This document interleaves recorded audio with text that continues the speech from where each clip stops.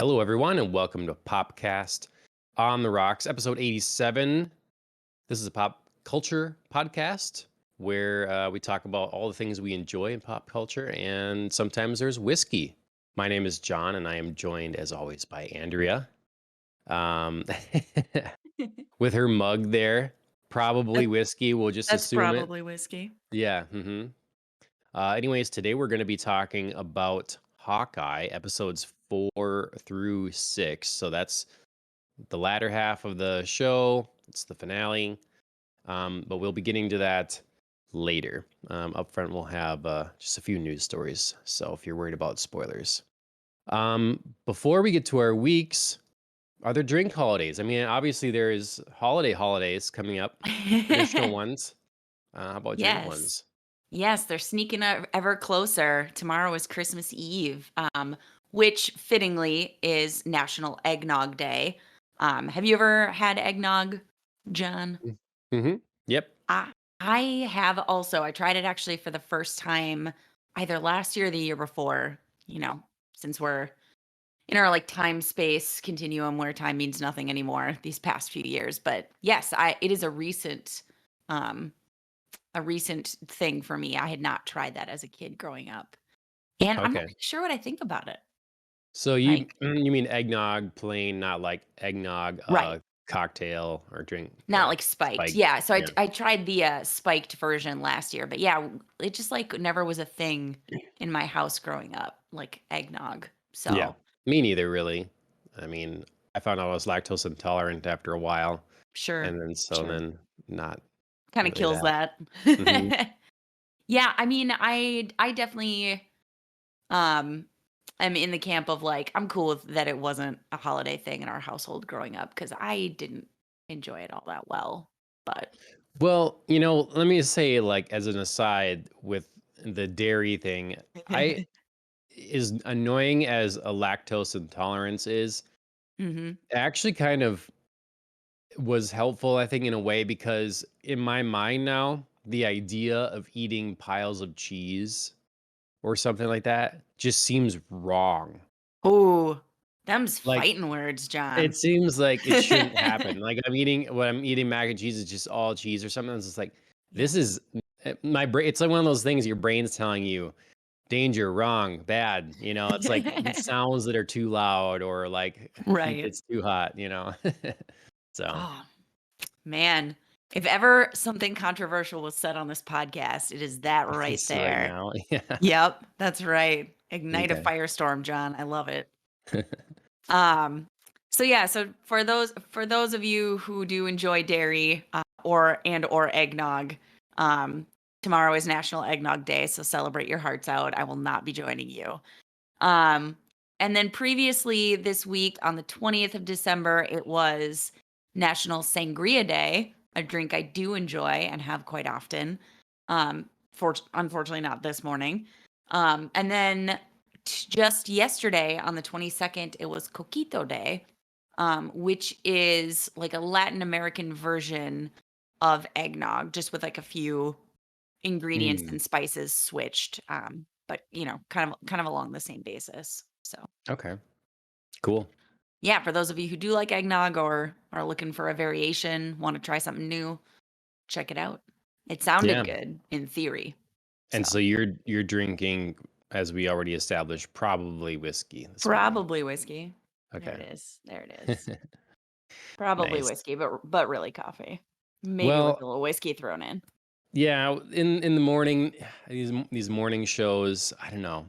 I don't I mean, we I, discussed it before. Like you're kind of limited mhm, in your drink choices and like also how you feel in the morning. yeah.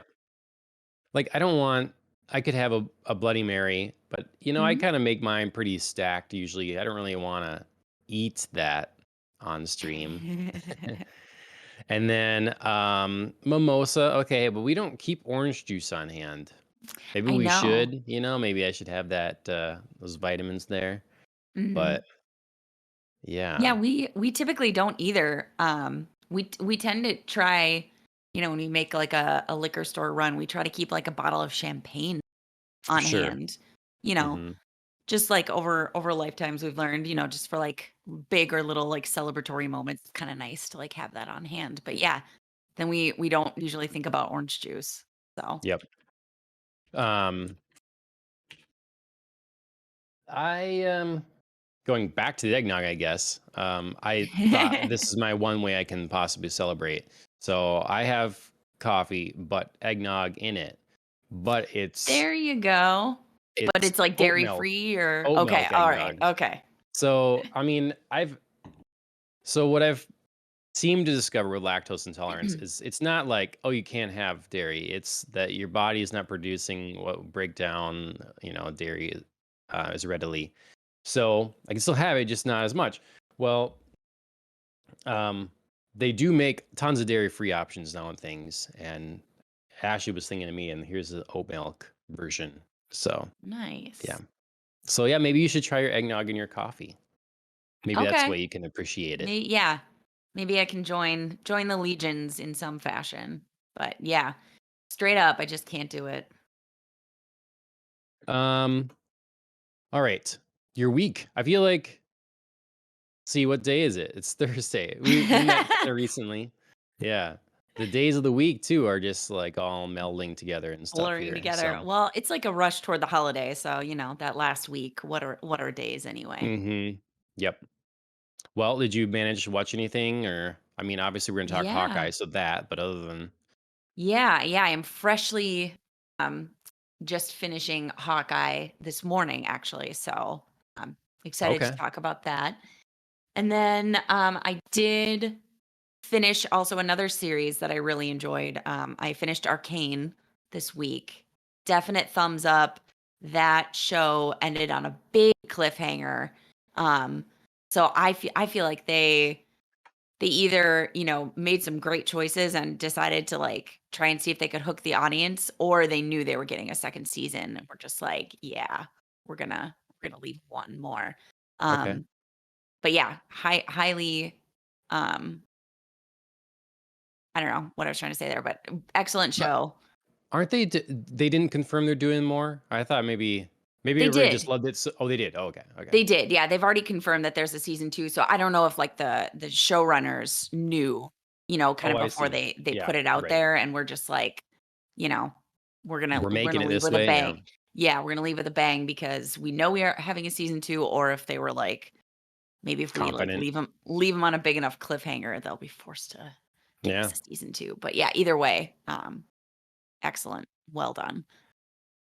Other than that, I've watched a few Christmas movies, notably one of my favorites, White Christmas with Bing Crosby, Rosemary Clooney. I'm definitely into like the old-timey holiday Okay. movies. I love those.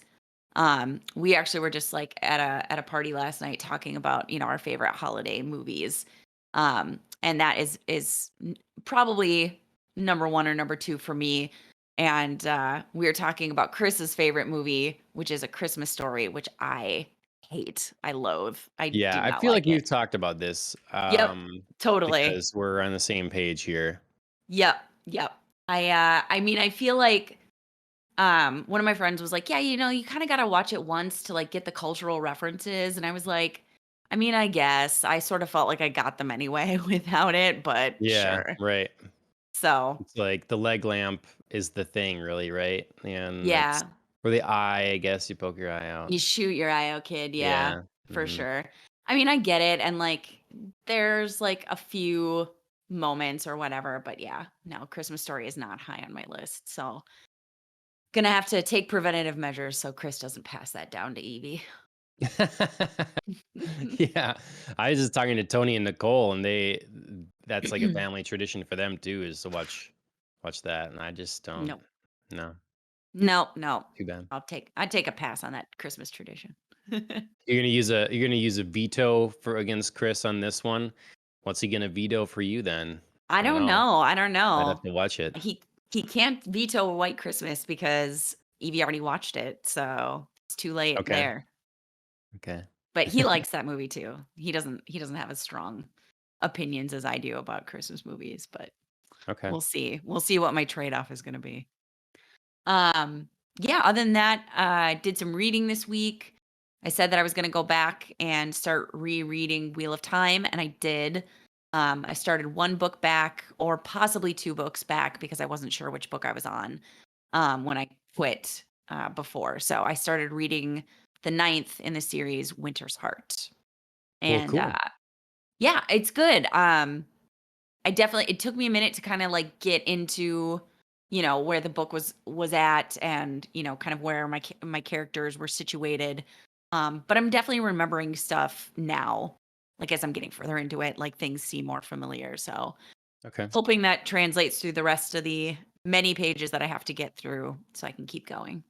You could do like short It videos on your thoughts as you go or should, something yeah. because we see there seems to be a fan base out there looking Yeah. for Wheel of Time material. We talked about that the other week because we're also covering Wheel of Time on Amazon and Mhm. it's gonna be wrapping up soon. We had pretty Yep. good engagement on those videos. So if you're interested in more Wheel of Time, you let us know. Yeah, for Um, sure. I could do, like, a halfway or, as each book wraps up, give some quick thoughts.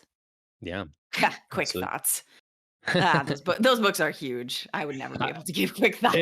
It was funny when people's are asking questions and commenting on a couple weeks ago because I just like I'm lost here. I don't know what Sure. this other language you guys are speaking. So It really is. I mean, honestly, those books are so I mean, it's so well done that he can create this whole universe, mhm. and have it be so, like, richly detailed.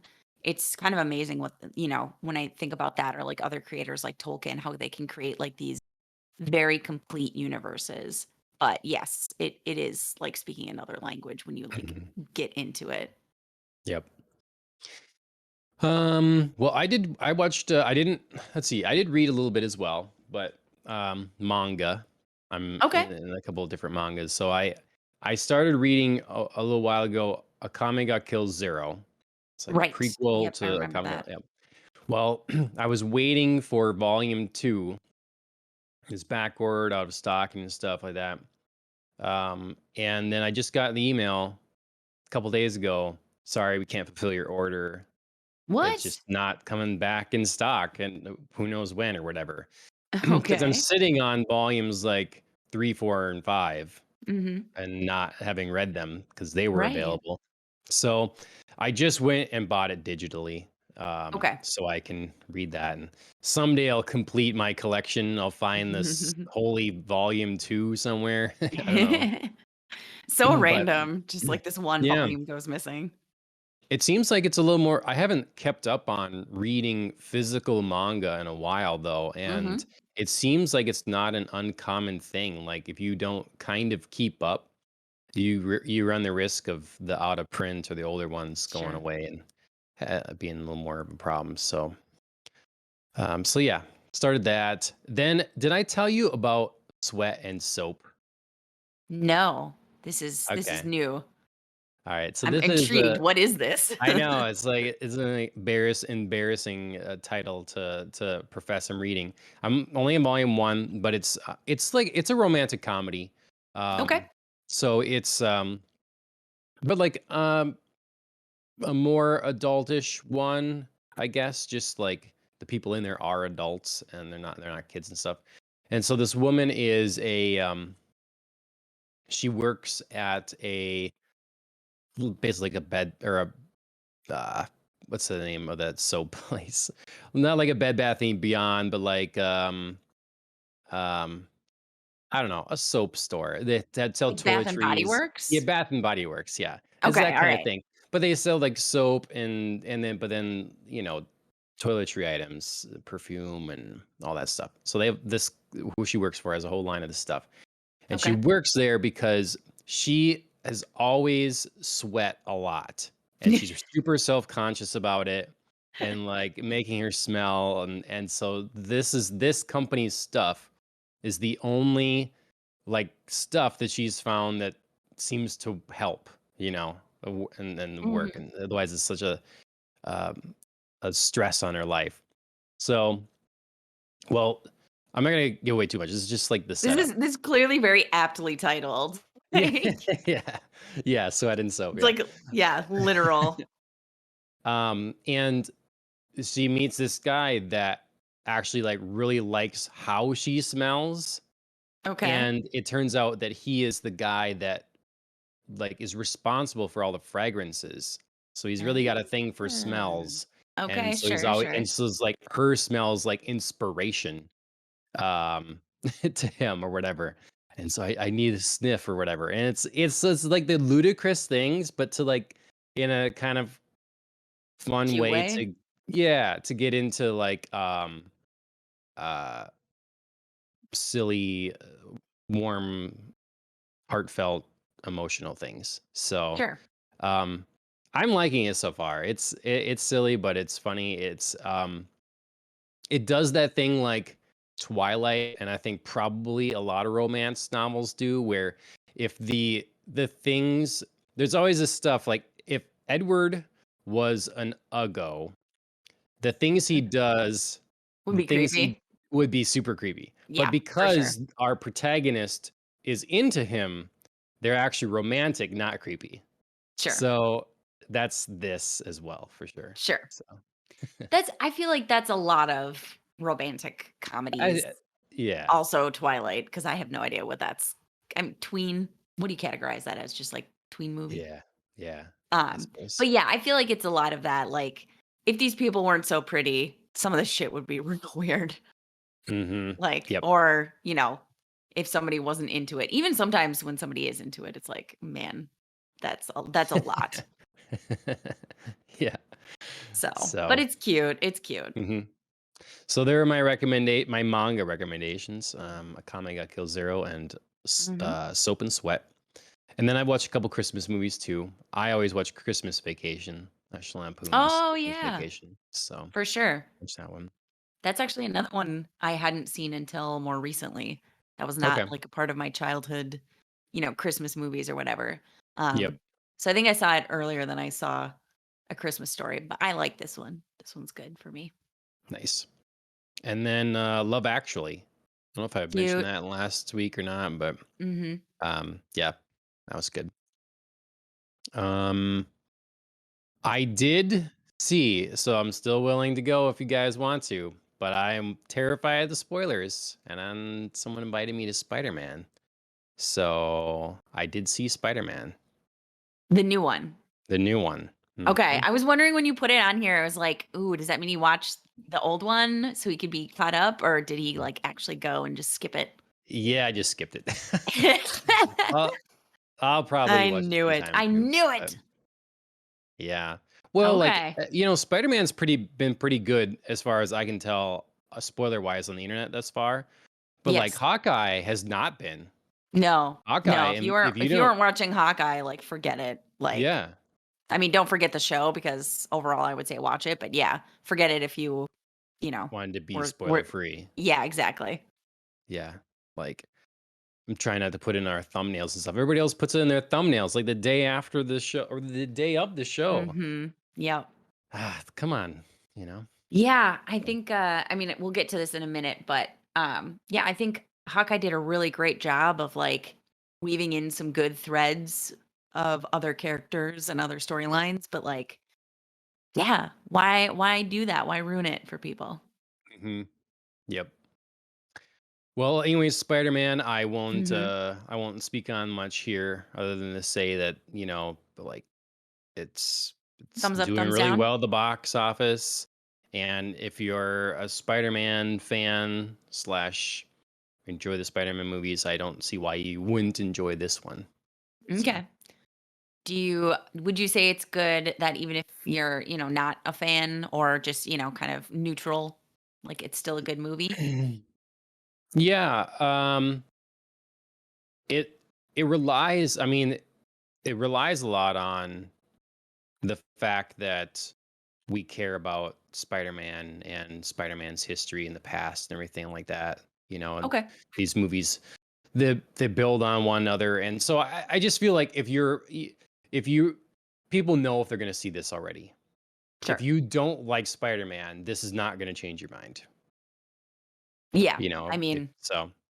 yeah, it's You probably too late at this point, yeah. You know, but you'd need to wait for, yeah, a new iteration or something like that, but yeah, overall but good in your opinion? yeah, that's worth Okay. seeing.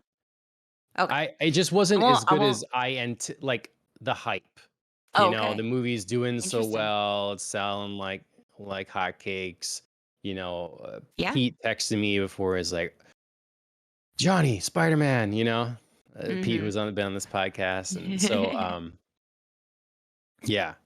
So it didn't live up to the hype for me, but I Okay. still liked it, so. Okay. Interesting. Good to know. I won't press you for more details for fear you'll let something slip, but yeah, Okay, just okay. always curious, like, Yeah, overall what your yep. thoughts are. Um, so getting into some news, Mhm. might as well talk about some more movies while we're on the movie category. That's Um, right. I saw this trailer pop up for The Northman, and I thought, okay, this Mhm. is cool because I just played Hellblade, and they're always talking about the Northman, and now Mhm. we got this kind of Viking. Almost seems like Hellblade in the sense that it looked like Norse people against Celts or something. Yeah. It's like, wow, okay, that's there. And then there definitely got God of War vibes. It's definitely grabbing onto that bubble of stuff right Mhm. now. And Mhm. but it's got Alexander Skarsgård and Anya Taylor-Joy and Ethan Hawke, and Yes. it looks cool. It does look cool. I'm obviously interested, both because it looks cool and because I love Alexander Skarsgård. But I was watching the trailer and I was thinking, man, like this story sounds really familiar. Like why do I feel like I sort of know some of the premise already?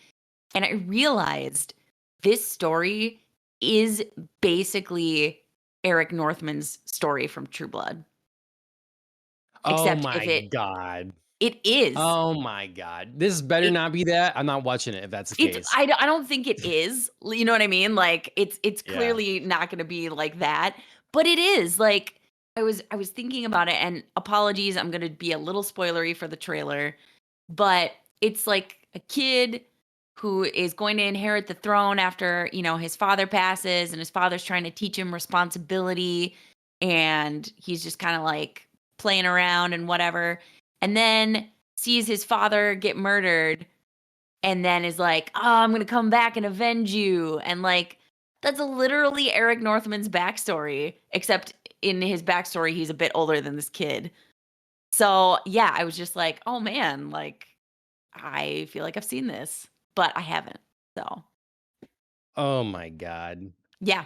Did I just ruin it for you? I think so. Ah, Yeah, it's super funny, like, I don't know, when I was watching it and then, like, when the kid grew up to be Alexander Skarsgård, I was like, "Whoa, it's Eric Northman, we're gonna get his, like, backstory movie, his origin Eric story." Northman, born in Sweden in 900 AD during the Viking period. Yep. He was turned in 930 AD. Yeah. So he, like, goes off and he, like, thinks, like, he's going to war and whatever, and he, like, battle tests himself, and he's gonna eventually avenge his father, and then, of course, like, a whole bunch of other shit happens in his, quite long life, and I won't spoil if he does get vengeance, even though I feel like people should have seen it on True Blood by now, but, you know, I forbear. I Uh, see this yeah. trailer in all new light. I don't know. I was gonna say your face is like, "Oh my god, I can't believe I mean, it." look, it is that is kind of cool in a way. Eric Yeah, Northman, the movie's called Northman. Yeah, it seems similar. I it's just am obviously not still the exact over same True thing. Blood now. Like, True Blood is another one of those things Yeah. to me that really fell apart towards the end, and Yeah. I don't even think I even saw the end. Maybe I saw, like, over you and Chris's shoulder, basically watching Yeah. the finale or something, but Yeah, I was gonna say, I mean, I know we watched it, but it was more just because I don't like to leave things unfinished, and it Mhm, was just sort of like, "All right, we're gonna, like, sit down and have this playing, but, like, nobody cares." mhm. Okay, Yeah. okay. Well, aren't they like redoing True Blood or something like that? Or Are they? was that just a rumor? Yeah, I it's just a hope it's rumor. a rumor. They Yeah. definitely can't they definitely so one thing about vampire shows is you get basically one shot because you can't really go back and redo stuff or add to it with the original actors because they age and Hmm. vampires cannot age. So, yeah, so if you're going to do a vampire show, you better do what you want to do the first time because all the actors have a limited shelf life. So, True Blood reboot in the works with No. HBO Riverdale showrunner attached. No, stop. He's got to stop. Like, I mean, I Just like like that doing some of all the the things he's things. done. Yeah. He needs to like not spread himself too. That's what like I'm gonna go on a very short side rant. I hate it when like showrunners and directors and writers, like whoever, they get attached to too many different projects because it feels like it dilutes from like the original thing that everybody was like, "Oh my god, this is so great. We love what you're doing with this. We want you to do it with something else." You say that too many times and suddenly like all these shows start to look the same because they only have so much creative capacity. Like Hmm. it's just, you know what I mean? Like you just Yeah. can't be attached to so many things and expect quality. You Yep. just don't have the time. Especially there's too many things that are similar, you Yeah. know. Yeah. So He's got a because very like specific style. And like that works and that's fine for some things, but like you can't do too much. well, and True Blood was a pretty adult. I mean, it had like silly stuff, but it's pretty adult, serious kind of show or whatever. Yeah. Um, aren't these other shows a little more Tweeny. YA? Yeah, Yes. you know. Yes. I know Tara would slap me right now. She's really into Riverdale, but I like Riverdale. I'm not saying like I don't, mhm, I mean, I can enjoy some good tween content.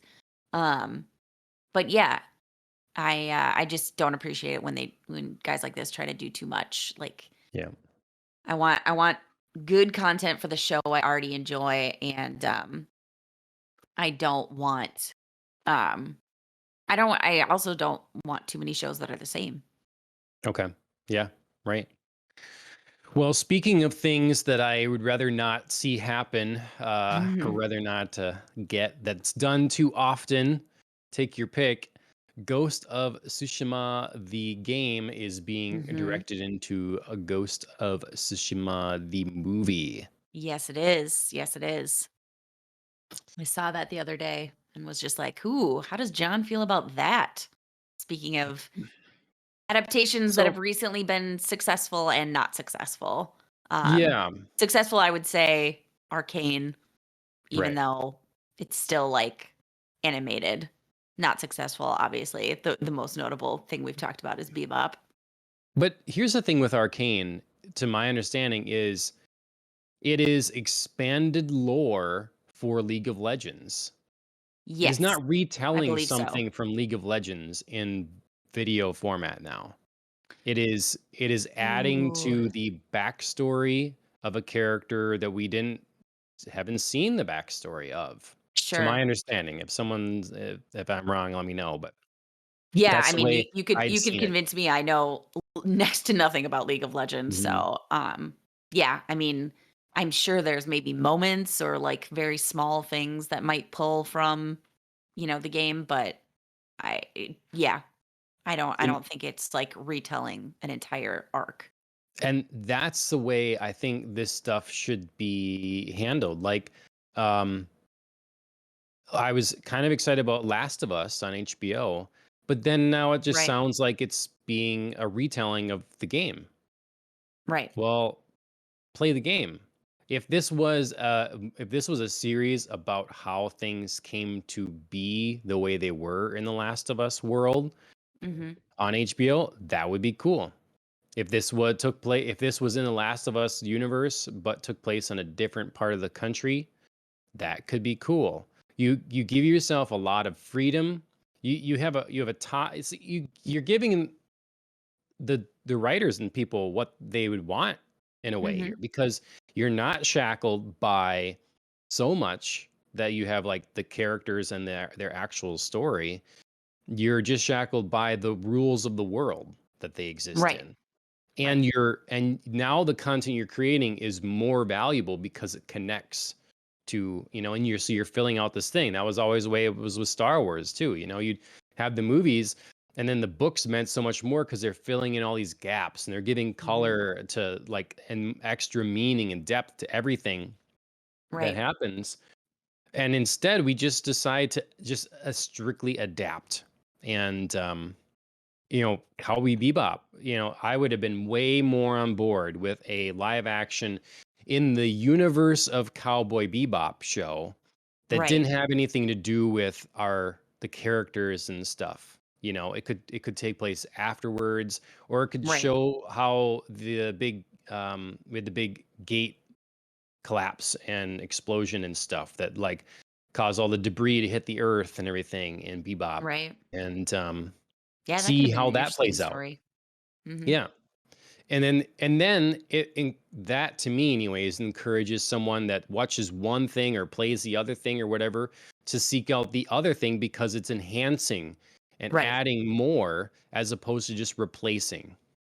So Ghost of Tsushima is a game that was lovingly made. It's gorgeous. It's recognized by the people of Tsushima. It's a game that Japanese creators have said we should have been the ones to make this game a long time Mhm. ago.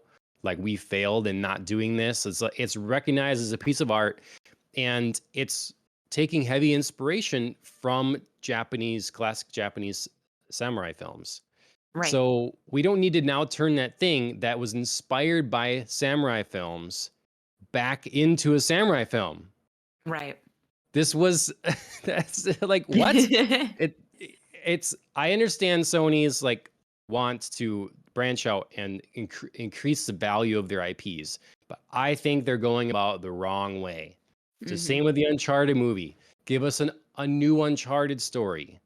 Right. Give us the actual background of Nathan Drake, even though we have plenty in the games. Give us that in movie format if you want. There's always more that you can do. You know what I Yeah, mean? there's Like always in more. in somebody's Absolutely. backstory, there's always something you can explore, some incident or story that they toss off, flippantly in like whatever medium you're watching, Yep. that you can go in and dive into. Yeah. So that's my tirade. I think they're gonna go into the Horizon universe too. I hope that they maybe do it differently there with Sure. Horizon. Maybe they Sure. do some of those, I don't know, more fill in the gaps in other forms of media versus just retelling. Yeah. So yeah. Yeah, I figured when I added this story to our lineup and our rundown that would tick you off a little bit.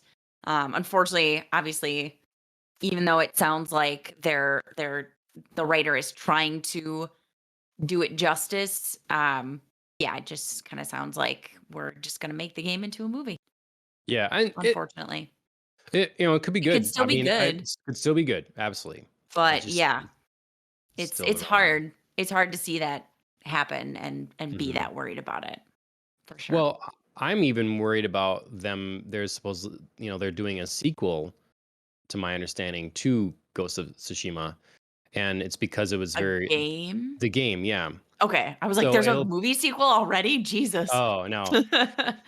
So I think that, again, this game is about a particular conflict, the Mongol Mhm, invasion in Japan there on Tsushima Island. right. That's the story, So a sequel, I don't know that I like them. To me, and I'd be interested to see what the people of Japan think, that are interested. To me, making Gene Sakai into some sort of continual hero Mhm, thing into future conflicts and stuff doesn't seem at it seems like it loses some of the respect that the first game garnered, and that it's sure. this in, encapsulated, like, honest, retelling of events.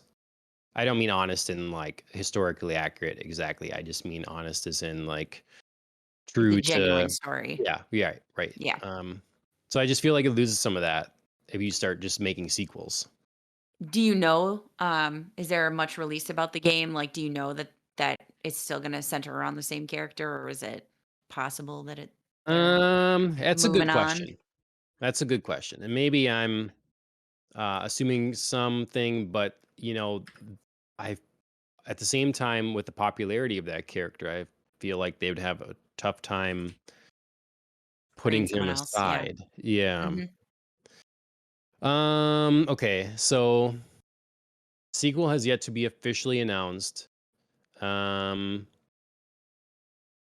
okay, so maybe what I've been hearing is more fan wanting that, Sure. you know, which in that case, shut up fans. But Don't ruin it. don't make them, yeah, don't ruin As this. I mean, as we were saying earlier, you can have too much of a good thing. Like, Mhm. let people, just creatively focus on one thing and build this content, and then sometimes it's just time to put it aside, Yep. and focus on something new. But one at a Well, time, please. and this was their new thing. Sucker Punch, they were making infamous games, and then this was their new thing, and it Mhm. was crazy successful. Yeah. Same with Horizon. Guerrilla Games was making Killzone games, and then they made Horizon, and it was super successful. And I think this is should be showing Sony that they can take risks, high monetary value risks on new IP, and because of the talent of their teams and the creativity they let them have, it pays off. And so I hope that, in a land where we get sequel after sequel and everybody wants the next Uncharted or the next, we're going to do Last of Us remake again or something like that, all this stuff that, you know, it should be showing them we don't have to rely on that. We can totally do new stuff and it pays off. So, Mhm. Yeah, I completely agree. oh, I'm sorry. It's my long tirade about it all. We had to have one. It's the Yeah. holidays, the gift of your tirades. Yeah. Wow, you're welcome. Yeah. Um, what's this next story? We're sticking in the movie category here. Transitioning to Yeah. superheroes, kind of. This is just like a brief, I found this and I was kind of excited about it. So there's a Batgirl movie being made, which I sort of felt like I remembered, but didn't know was actually in the works. Um, but it's being shot, and Michael Keaton is officially attached to reprise his role as Bruce Wayne slash Batman. So he Okay. will be appearing. I know there were rumors of him appearing in a DC property. Most notably, I believe it was The Flash that he was going to be Hmm. potentially appearing in. That's still like Not possibly confirmed. happening. Well, no, Yeah. didn't It wasn't he doing the voiceover in the trailer they showed at DC fandom? I yeah, so that is well, yeah, so I don't know if he's officially appearing in that or if that's just going Right. to be like, you know, Hmm. a voice or, a something. I don't it's still It unclear could be what using exactly he's to doing. promote it. Yeah. Right. So he is attached to the Flash, but I don't know that he's appearing as Bruce Wayne Batman, but this is his first official confirmation that he will be appearing in the DC universe and it's going to be in Batgirl. So, Okay. I'm pumped about it. Yeah, I mean, it's Especially interesting. after we had It's that whole show about, our favorite Batmans and whatnot. Even though he is not mine, um, my favorite Bruce Wayne, he is one of my favorite Batmans. So sure. Yeah. It says it's currently set to launch in next year, yeah, 2022. 2022. Yep. Hmm. Um, which is interesting. I mean that we have heard so little about it, Hmm. considering, you know. Yeah, I know.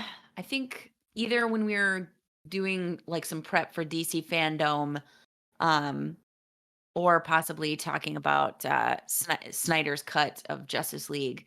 I was doing some deep diving into like DC's upcoming properties, and I remember seeing this, but just I don't know, it didn't really stick in my mind. Probably because they've done nothing about it. They've done nothing to promote it. I Right. mean, everybody, of course, is focused on Pattinson's Batman, which Right. is right. Yeah. But it'd be nice if they could share a little bit more about this movie. Well, they showed us that little behind the scenes thing of Aquaman. They showed us, Mhm. The Rock talking about. Black Black Adam Adam. some. Mhm. We've got the glimpse of Shazam. We've just like a lot of the upcoming stuff we've seen and nothing from Batgirl. Yeah.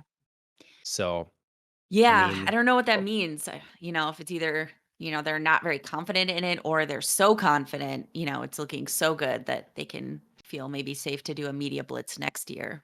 But yeah.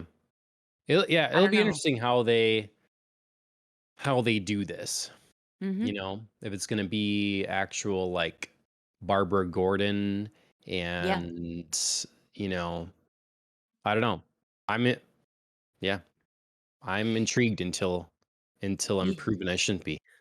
Yeah, yeah. It'll be interesting especially considering obviously there's a CW show um that's that's Batwoman, I think, Right, yeah, not that's Batwoman. Batgirl.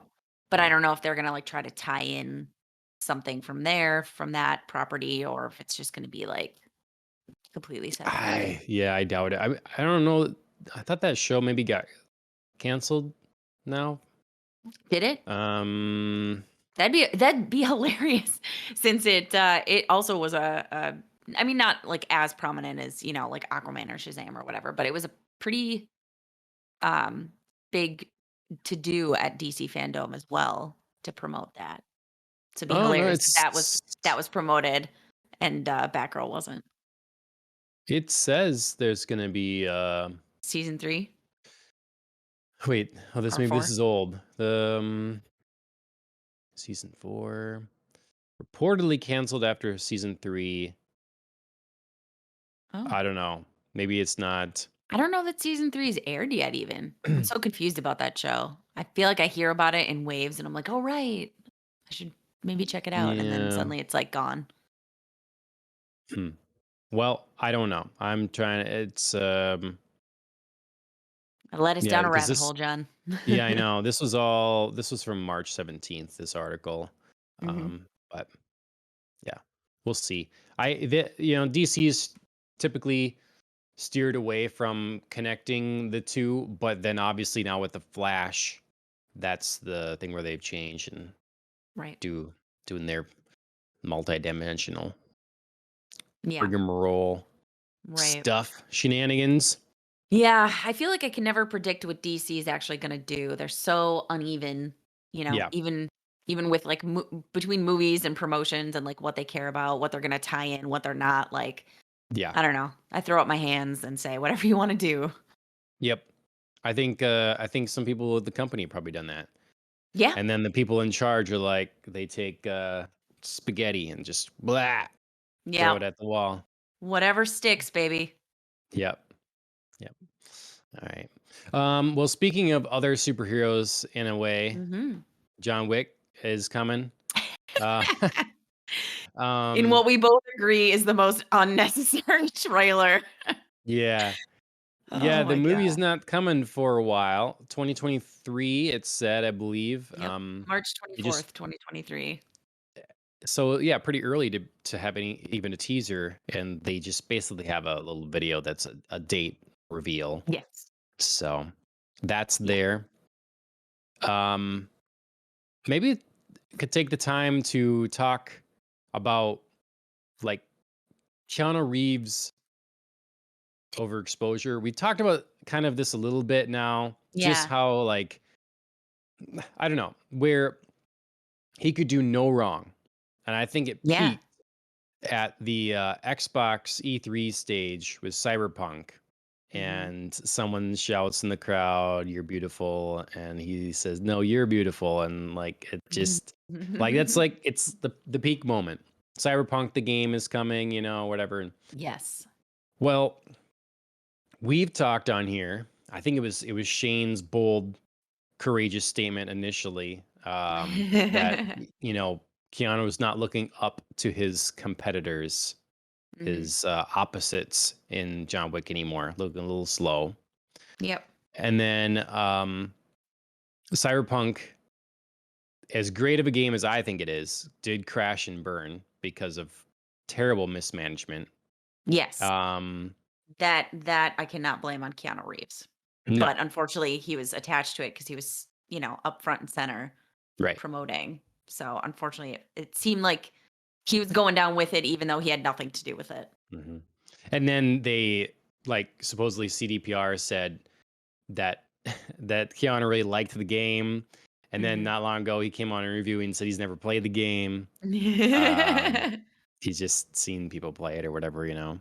Hey, at least And, he's honest. yeah. And then, because they asked him how he feels about, modders making it so they can sleep with his character.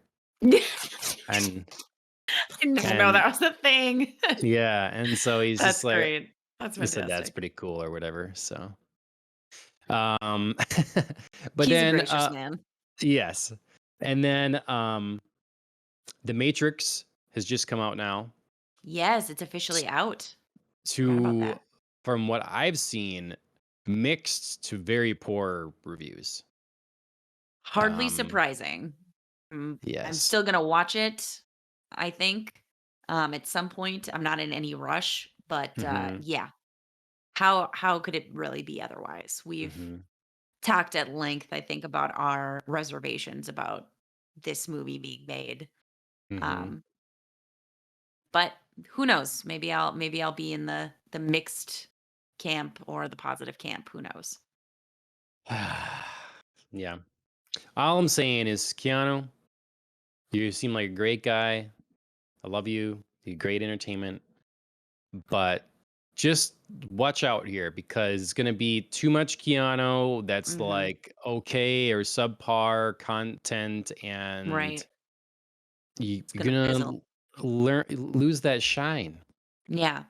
Yeah, I like my Keanu right now in smaller doses. I rewatched the Netflix movie Always Be My Maybe, where he's got an excellent cameo as himself.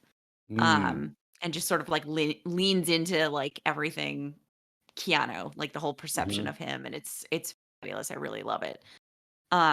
And he was just on a talk show. I do not remember which one, but he was talking about the sad Keanu meme, where he's like eating alone on a bench and he's just like looking like forlorn, like, Yeah. l- um, that's and that was like a funny story, and he's like, obviously doing the rounds, promoting Matrix and stuff like that.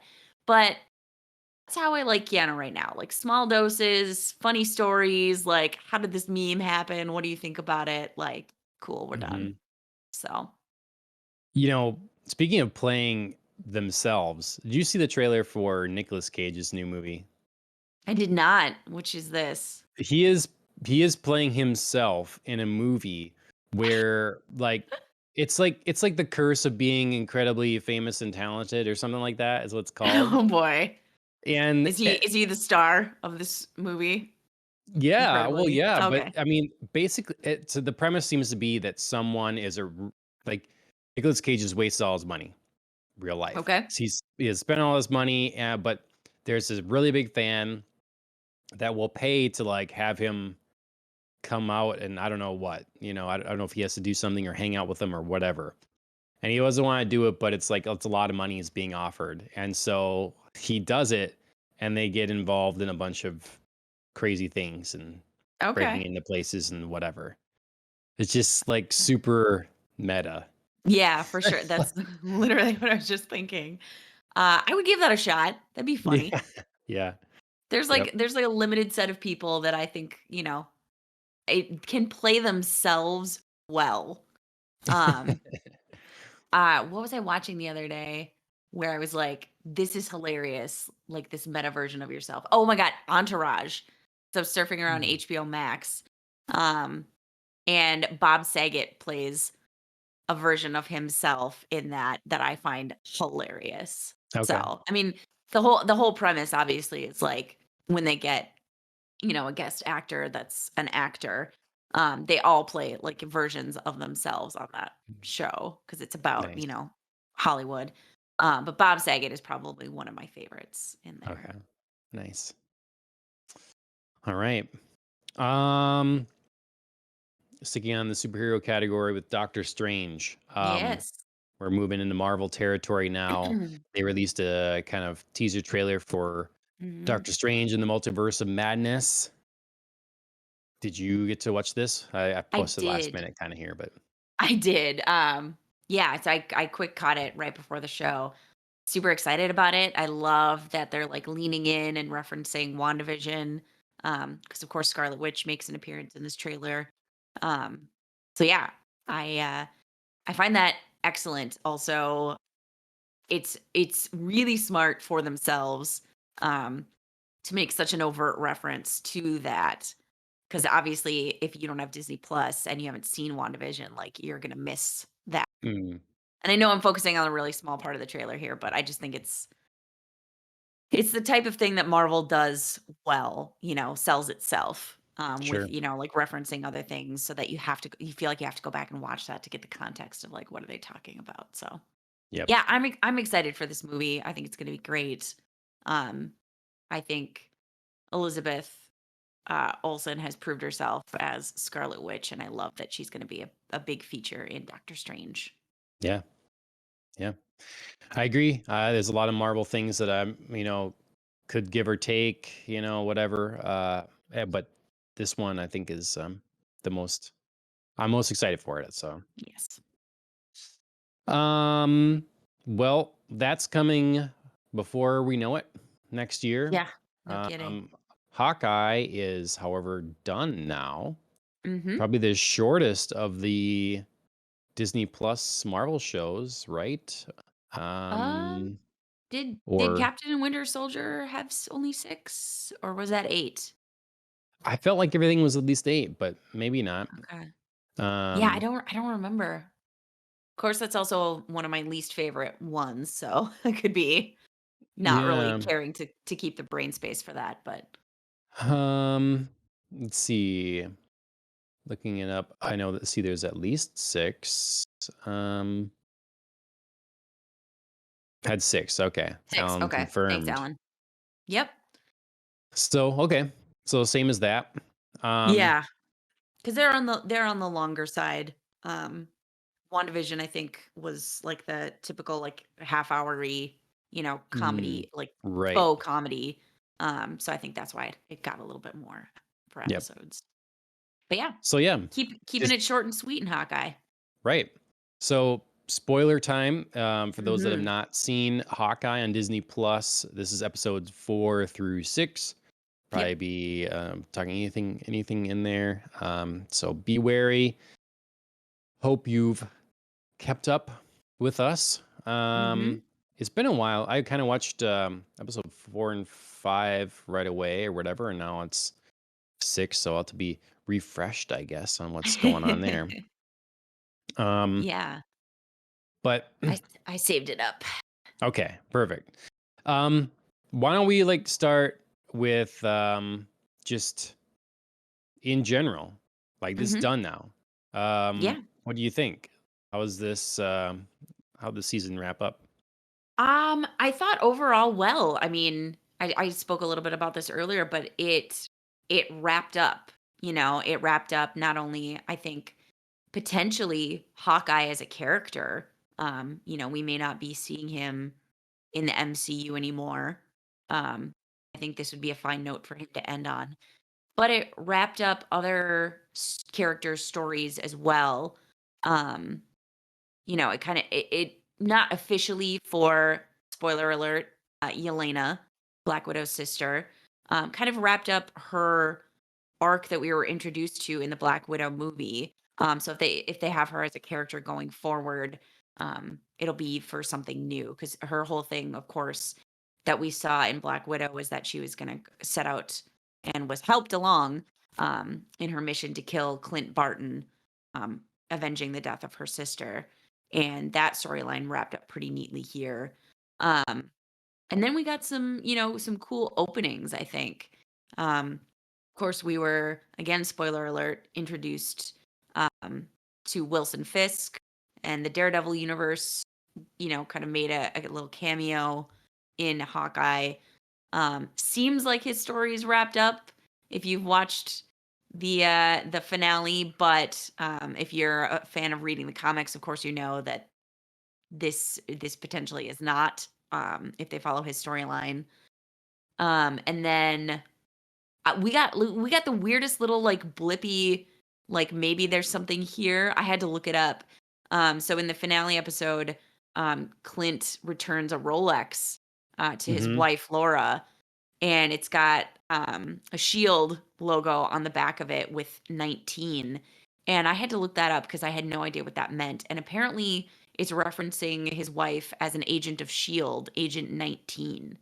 Um, so that was like a whole like seemingly small thing that could turn into Sure. something potentially. Or I don't know if they're doing that just for like funsies as like a Right. cool reference. Yeah. So interesting mix here at the end. Yeah. Yeah, Sorry to like jump right into the finale episode, but I it was know, just yeah, no, I was it's just thinking a lot about it. So yeah. I mean, I hope that it's not to me, the way this ended, the way I saw it is that it's, um, a good launching off point for these 2 going forward. That's the plan I hope they pursue is that these both Kate Bishop two. and Clint Okay. are, like, working together, and it's kind of that mentor, relationship can continue, and sort of like what we had with Iron Man and Spider-Man in a way. Um, Yeah. and Yeah, it's certainly possible. so I'm just hoping it's not because we just got our best look, I think, at Hawkeye. He just got Mhm. rebranded. He just got his new uniform, you know? Right. So I'm hoping it's not the end and instead it's a beginning for these 2 and whether that's in Avengers movie format or what, you TV know? show or yeah. Yeah. Yeah, I mean, obviously unclear whether Hawkeye well, I guess unless anything's been announced that I don't know about, unclear whether it could get a season 2. Um Yeah, the only reason I say, like, Clint seems to have wrapped up pretty neatly is, like, kind of at the end of the series there, they were talking about, um, possible names for Kate Bishop, which Mhm. I have to agree with Clint, Lady Hawk is terrible. Please don't. Um, but they were saying how, like, kind of the whole setup of in their discussion, like, "Why don't you just call yourself?" And then, like, Hawkeye title slams up on the screen, like, sort of insinuating that maybe she's gonna be taking the Hawkeye mantle, Right. which would be very confusing if Clint is still gonna be part not saying he can't, but Right. very confusing if he's still gonna be part of the MCU, so we'll see. That could just Yeah. be somebody's, like, fan theory, and that's not what's happening, but Yep. I don't know, because they seem to really be leaning towards the idea of making a young Avengers. Are you a Mhm. fan of doing that kind of thing, or what how would you go about it? Um, ooh, it's such a line that you have to walk, I think, because with younger characters, you kind of have to walk that line of like they're awkward and squirrely and just learning about everything and that can be funny for a while, but it can also get old real fast. And that's Mhm. that's a little bit what I thought about Kate Bishop in this series. She got a little squirrely. She was doing she was leaning into the awkward thing really hard. Which is funny sometimes and then by the end of the show I was kind of ready for her to like grow up, which I think she did. The finale helped a long way in, her character growth. But yeah, like when I think of like putting like Haley Steinfeld and Tom Holland, as Spider-Man, just for instance, like in a Mm, group and then like making more of them, it could go right. very wrong very quickly. Mm. Because I Yeah. was thinking in Hawkeye, like, there were some comedic moments here, and there was some really funny stuff, and then there was, like, moments where they were, like, forcing it too hard, and I didn't need it to be like, "We're gonna be funny now, ha ha, awkward humor." Like, it was a little much, like, dial it back a little bit, so It's to me is one of the biggest problems in the Marvel Cinematic Universe right now Mhm. is they just can't help themselves. They have to tell something with a lot of humor. Has Yes. to be. And it's really aggravating at this point. Like you could read comic after comic after comic and nary a joke in Mhm. the Marvel, in Marvel comics. Right. Um, there are ones that are more jokey, but it's not prevalent, All the you know? time. Yeah. Yeah, Hmm. you read a Spider-Man comic and, sure, even Peter Parker, a guy that jokes quite a bit, like it's just not slapstick. Yeah. And though I think that this series tonally fit everything pretty well, Hmm. it definitely is a series that didn't need to have that.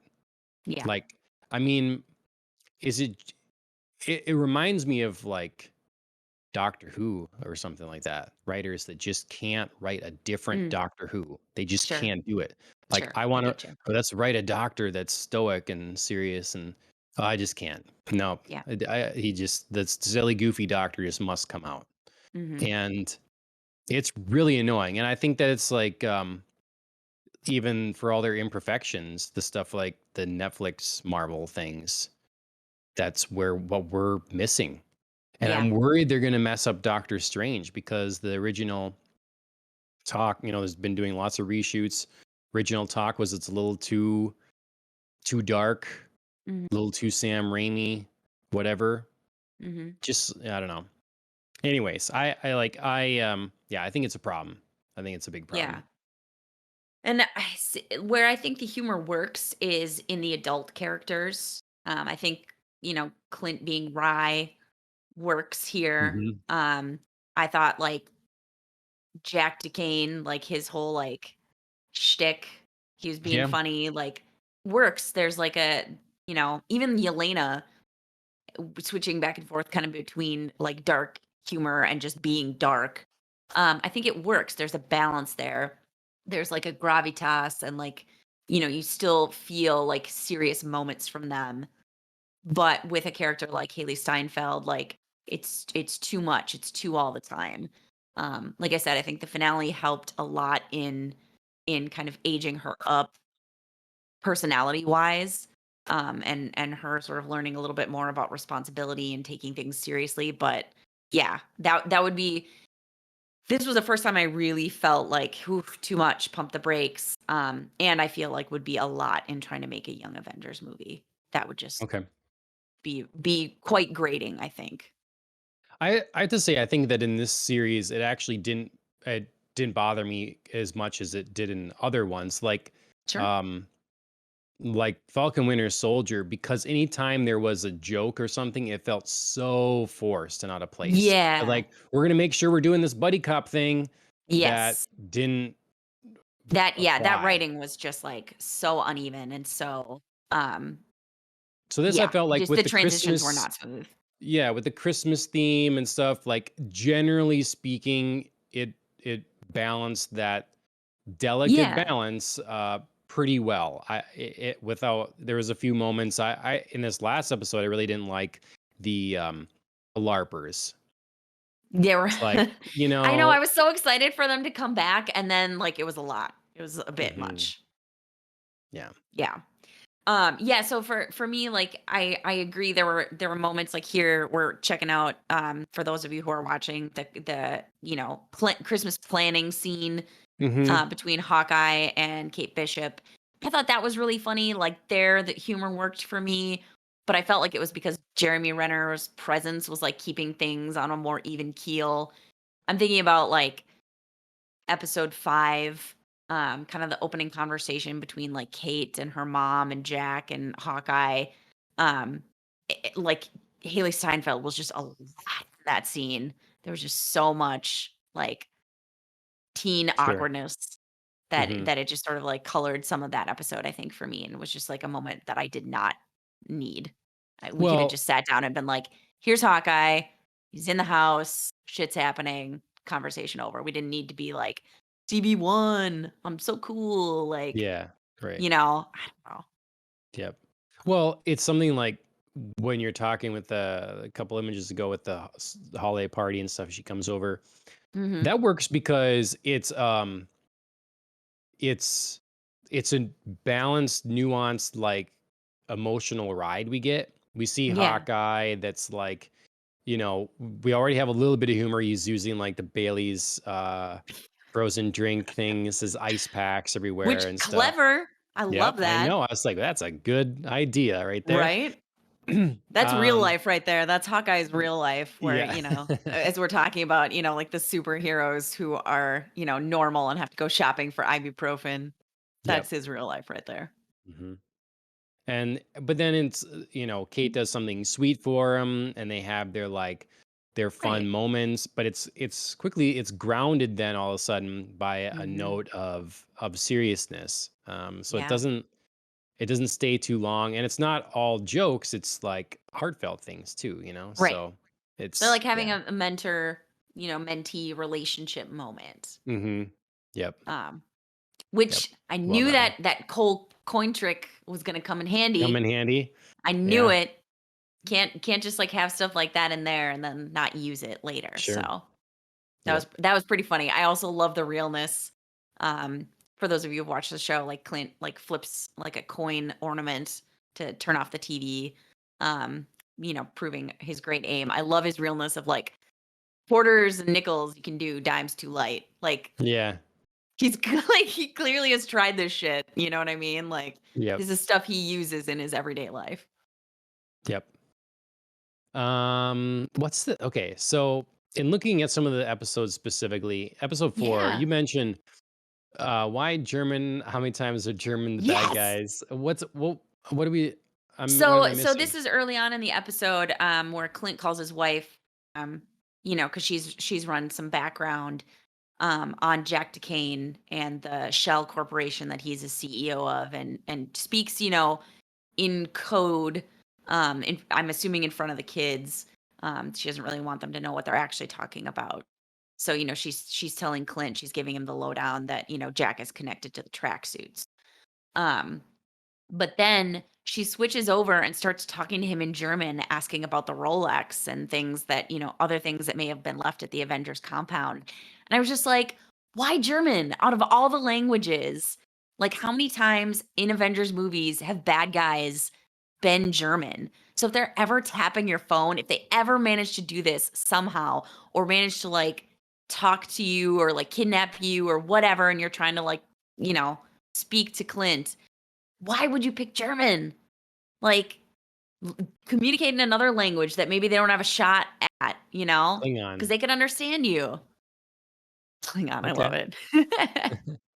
But seriously, I don't know. I just like it was a weird thing that like bothered me. I was just like, pick another language, man. Sure. One that Okay. bad guys potentially don't know. Okay. That's fair. So, I mean, Um. now knowing that she's like an agent of Shield and she's got like a whole past going on, maybe there are other languages and they just pick German because, the actress Linda Cardellini speaks it maybe. Um, but yeah, I don't know. It was just a very random detail that ran through my mind and I was just like, mistake. Sure. Then you brought up this other point here about the conveniently aimed weapon element. Yeah. Do Yeah. you have do you have if you can speak on that? Yeah, that kind of going back to that holiday scene, um, being grounded in some very real conversation that took a turn very quickly. Um, they got real about what happened with Natasha and how, losing his best friend affected Hawkeye. Um, talked about obviously him being the Ronin, which good guess on Kate's part. And then talked about, kind of who is Hawkeye and like, Clint seems to feel that he's no hero, that, he was just a conveniently aimed weapon that was pointed at, the quote unquote right targets by the right people. Um, and I kind of feel like it's a little bit of two separate things. I actually feel like he's more talking about the version of himself that he was as the Ronin rather than who kind of like the more public figure of Hawkeye is. Um so I mean it's obviously both him and it's two facets of his personality, but I think there's room for both. Um and I mean I think all the most interesting characters aren't one dimensional. They aren't just like I'm a superhero, but this is a really, kind of interesting dark side that Hawkeye has. that Clint Hmm. has. Um, and obviously it's something he's gonna have to grapple with and live with, but I don't think it just has to be one or the other. Sure. I mean, how do you think Kate handled that? I mean, that would be a tough thing to like come to the realization of, that the person, your hero you're working with, is like actually killed a lot of people. Yeah, yeah. I mean, she handled it well. We didn't get to see too much of it in the moment. A lot of obviously big realizations happening for her. Not only, he's the Ronin, but he doesn't really think of himself as a hero or anybody that should be looked up to. I think that's got to be hard, for her. But she kind of, gets a chance to talk about it a little bit or talk it through when she has her scene um in the next episode with Yelena at her apartment. And Yelena's talking about, why she's there and she's going to kill Clint Barton and he's a horrible person. And I think Kate is right to not shy away from the fact that, like, yeah, he's done some horrible things. Like, I can't argue with you there, but that doesn't define him either. Him as a whole person. Whereas like Yelena is just very, very one track, like these things happened, he's bad, I gotta kill him, like, blinders on, nothing else matters. And that kind of bothered me a little bit with her, um, showing up and just being like, "Yep, did a bad thing, bye." And it's sort of like, "Well, aren't you kind of doing the same thing?" It always amazes Hmm. me when, like, characters, like, come in with a purpose and they're so, like, blinded to the fact that they're doing, like, the exact same thing that they're blaming somebody else for, Yeah. so. I mean, when we've talked about it before too, but it's like, it's just the tough thing with with these hero shows, that Mhm. you're gonna, I thought about it in the final episode when Clint beats down the kind of the translator for Maya. Mm, Kazi, yeah. And yeah, and then inevitably he comes back and starts shooting at him and stuff, Yeah, because he didn't finish the job. right, He didn't put him in the grave.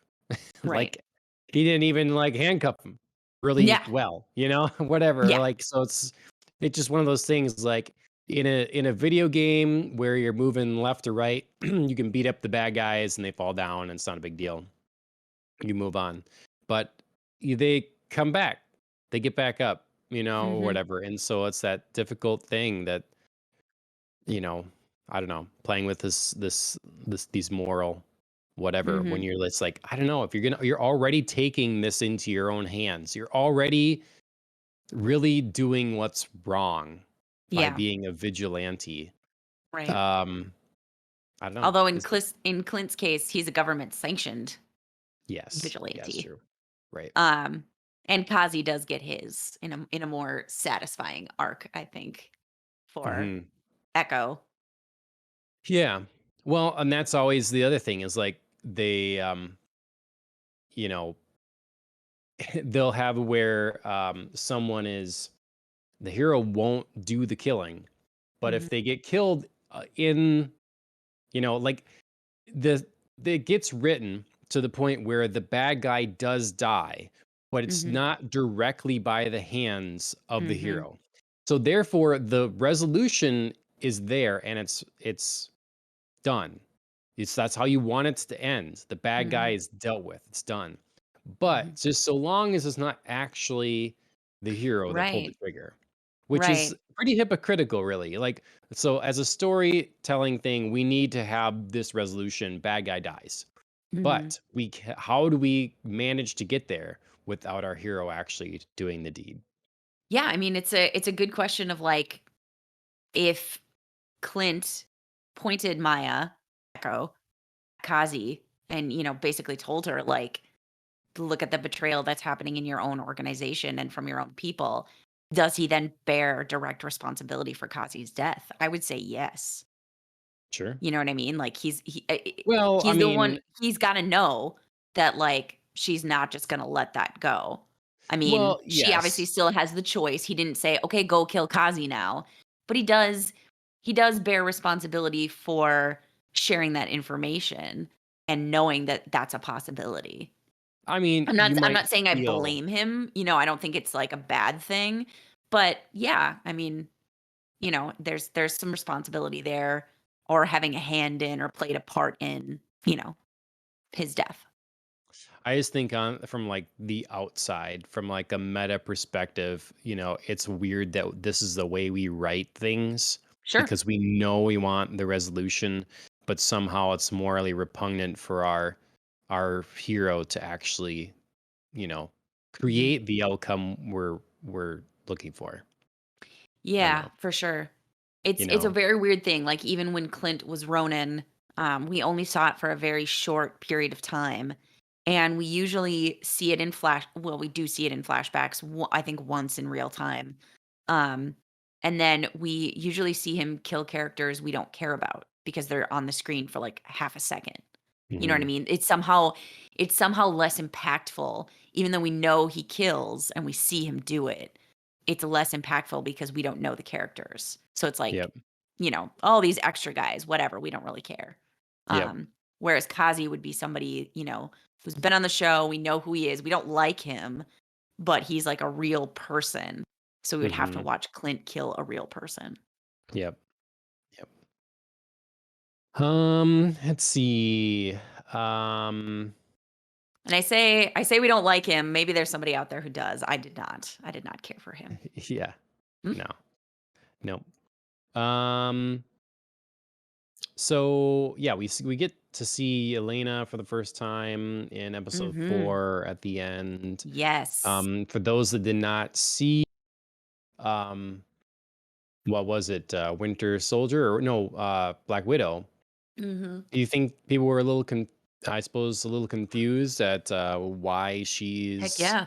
you know, Yeah. after Clint? Yeah, you definitely have to see Black Widow to understand that storyline for sure.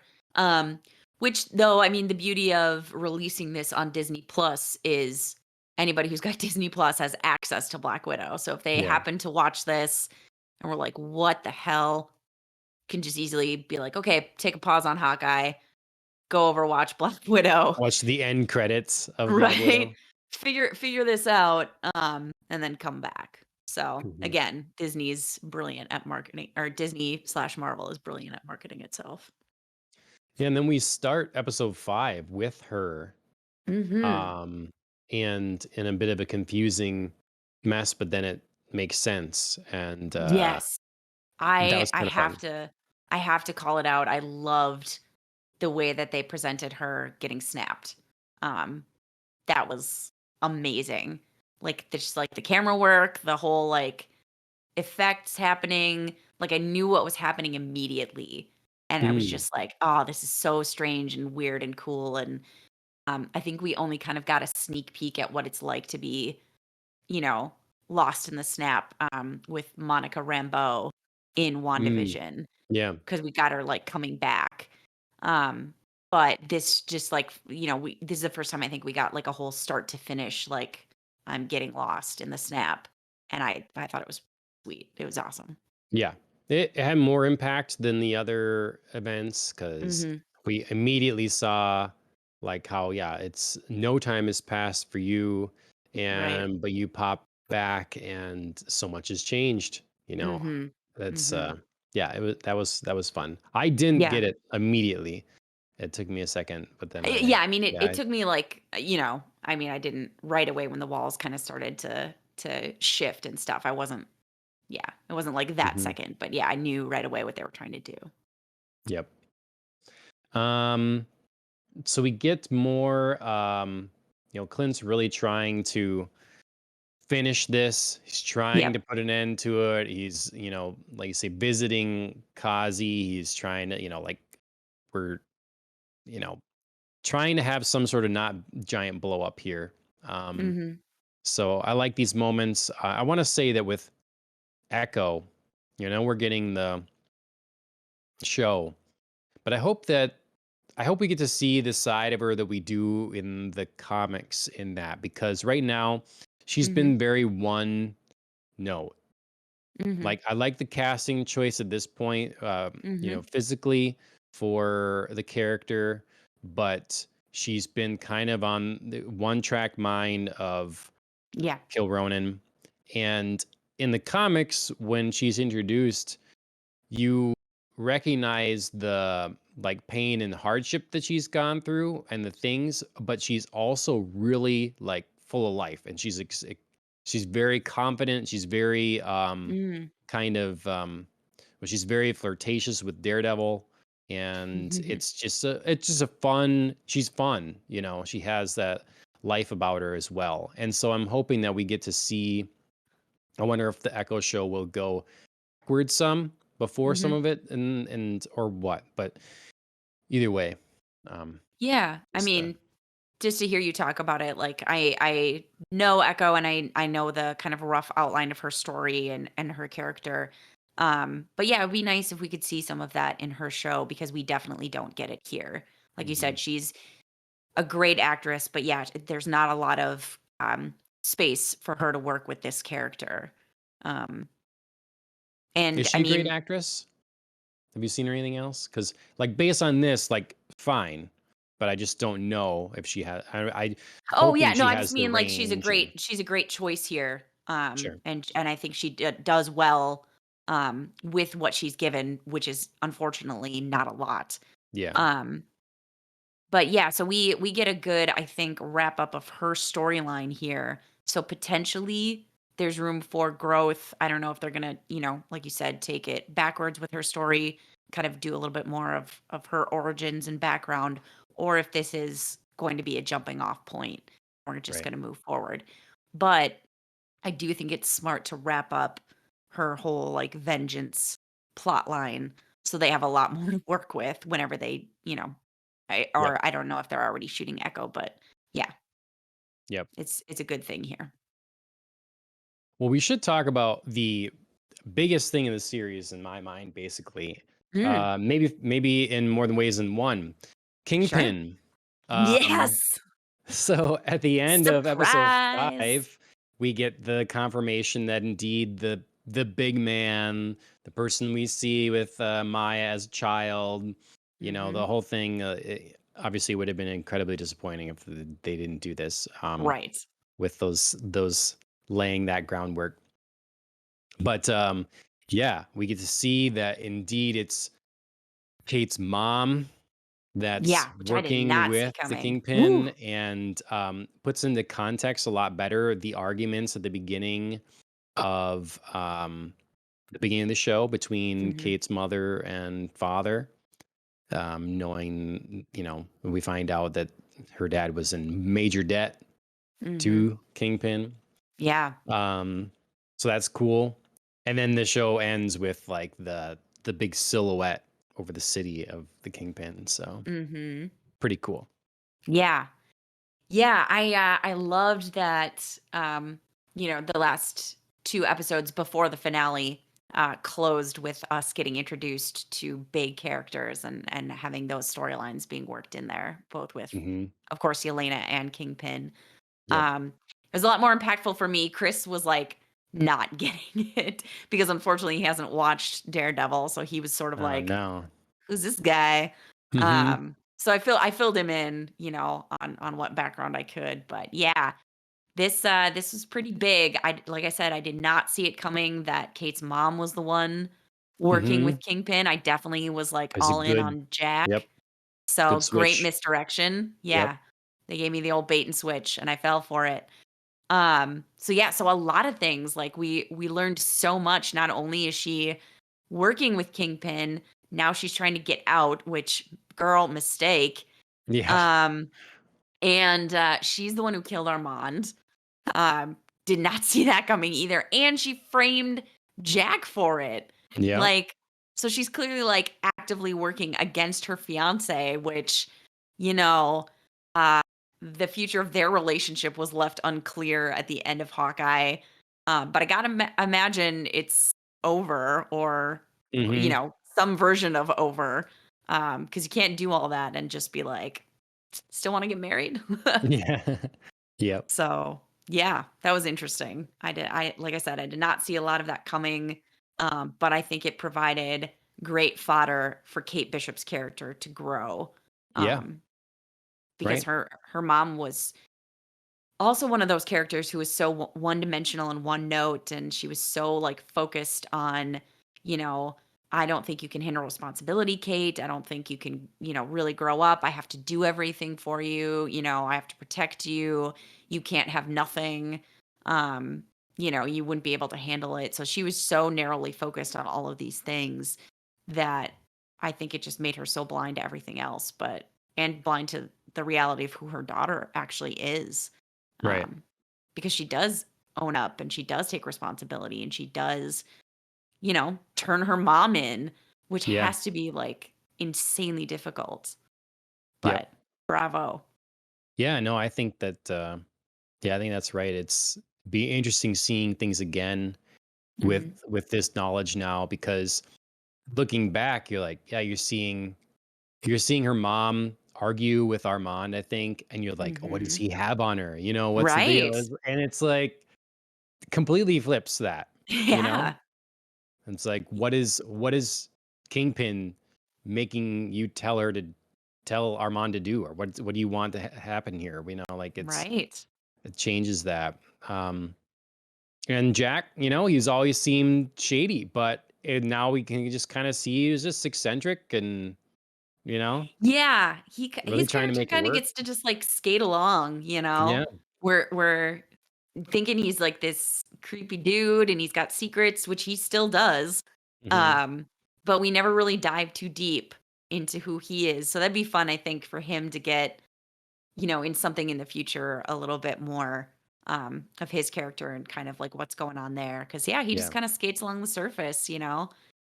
We obviously get a reveal that, he's not the bad guy. He's not behind all of this. But he's still out there, fighting on the front lines, cutting people down with his sword. So he's Yeah. clearly got something going on.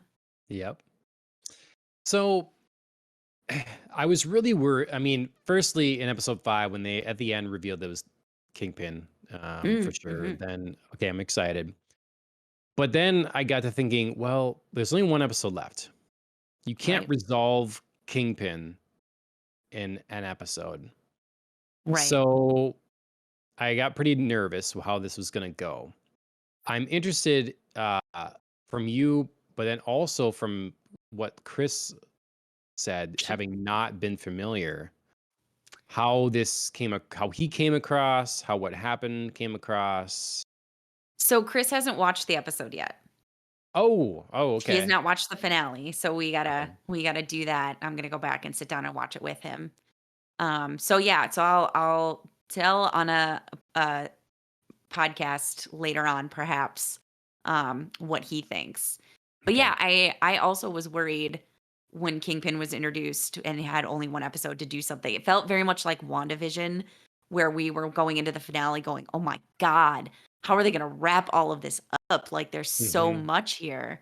Yeah. Um, and I think it was a little expedited, but that's okay. Um, because I think, like I said, if they're going to follow some comic storylines, it's not going to be an official wrap on Kingpin. Hmm. Right. Yeah. I think that I mean, I was sitting there talking to Ashley last night. I'm Hmm. nitpicking, but I'm Sure. like, I can't be too upset because um they put Vincent D'Onofrio back as Kingpin, Hmm. and like he's there, and it's The indestructible man. My yeah, I goodness. mean, How many times is he going to be blown up and hit by a mhm. car and shot with an arrow? I mean, I know that's like part of his shtick, but as Kingpin, but Well, whoa, that was a lot. That was a lot in a mhm. short amount of time. Well, and that's my biggest issue, I guess, with the way they wrote him in here is that Hmm. how this would work is if her Kate's mom says I'm done, Kingpin doesn't show up in by her car and say, "Hey," Yeah. and confront her. He Right. has He's the got he people. Right. She gets arrested and the police just don't bring her to the police station. They bring her to to a, unmarked car park where Kingpin is waiting with people ready to torture her. Like Yeah. that's, so it's that's tough because it's not the way this would go. Kingpin Yeah. is It's a elusive. little For a yeah. long time in the Daredevil show and stuff, people don't say his name. They don't know Right. People don't know his name, and if you do know his name, you don't say it. Yep. Um and so for Which I him to like just that. be in the open and to just like be assertive in this way himself is not particularly in line with the character. Right. Yeah, I like that they sort of kept that going in Hawkeye without us knowing who they were referencing when Yeah, Jeremy Renner keeps saying like your boss, the guy, big man, he yeah. yeah, the big man. Like I really liked that Mhm. knowing that, now that Wilson Fisk was going to be a part of this. I thought they did that part well. But Yep. I agree with you here. Everything is a little like hammered in there instead of like the subtleties that, we are used to and come with the character of Kingpin. Yep. I mean, because what would have been interesting to me and to add to his threat level would be, and it would be shocking, Mhm. would be to, um, because we talked about the tracksuits being kind of goofy, Yeah, and though there's some good comedic elements there, that this is being one of the groups that works for Kingpin, I didn't see that making a lot of sense. And we had agreed. then the confrontation with Maya and Kingpin, like, she's talking how I normally sorry I've gotten out of hand here. He's like, I've taught you to be like more um quiet and careful and some of that, Yeah. and clearly like making a big ruckus about town. Mhm. And what would have been interesting was if a couple episodes earlier, the tracksuits were doing this. They had the big thing on the bridge. And then Mhm. after that, the next day, one of the main people that was joking about or whatever is like strung up by his toes and dead, Yes. And it's like, Yep. just like, get your shit in order here, Maya. Right. Get your house in Um, order, yeah. yeah, we're not taking this. So you understand the seriousness because Agreed. when Kingpin is fighting Kate, I'm like, girl, he's gonna just crush your face in. Like, Yeah. you don't know what you're messing with right now. Right, we're gonna And get a Game of Thrones style I mountain know. crushing. Yeah. Oof. So I like the way I guess they ultimately were gonna play that if they're gonna have that confrontation. They're like, hey, you're starting to annoy me, because Mhm. basically all he did was shove her away all the time. Like, I'm Mhm. trying to get to this woman here and get out of here, and you're being a Right. pest. Right. Um, but I'm just thinking like, God, he's gonna slam your head in the car door, Mhm. until it's goo. Like, just so Yeah, I don't know. that's What are your thoughts on all no, this? I think this is highlighting a really great problem of trying to marry the MCU and Netflix versions of, these characters because they're so serious, but like the MCU can't have that. We can't have like, you know what I mean? In the world that they've built, it's it's PG enough to not have people's, heads slammed in car doors and, people strung up by their toes. But that's the power of Kingpin. You know what I mean? That's what, like, his essence is built on is this, like, gritty, real, like, torture Hmm. and, things like that happening, and that's what makes him scary, and that's what makes him effective. So, to try and, like, get him into Hawkeye is going to take away some of that scare level, that threat, that power that he has because he can't do those things in an MCU show.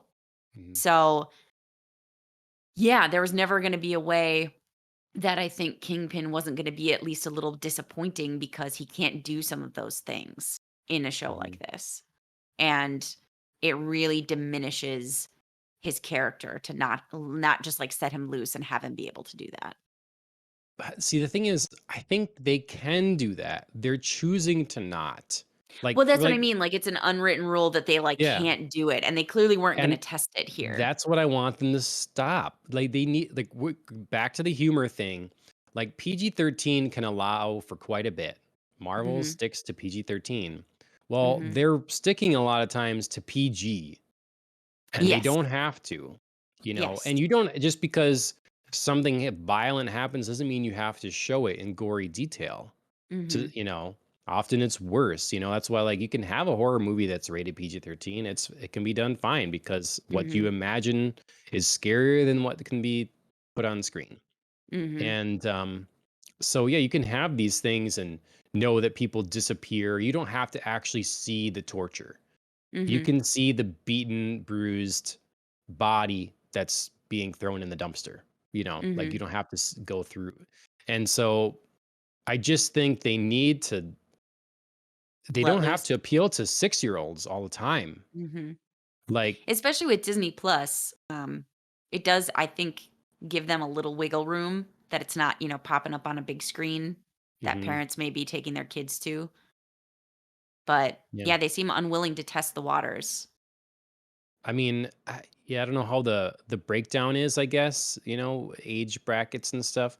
And they've obviously made a great business for themselves being generally pretty universally appealing, Yes. So all age ranges kind of thing.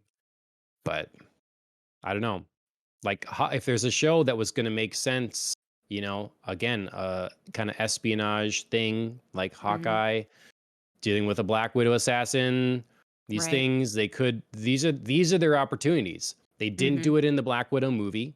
They didn't give us Yep. something more serious there, and they're not really doing it here. The things that bring us seriousness are like Jeremy Renner's great performance and nuance Mhm. with like family dynamics and stuff.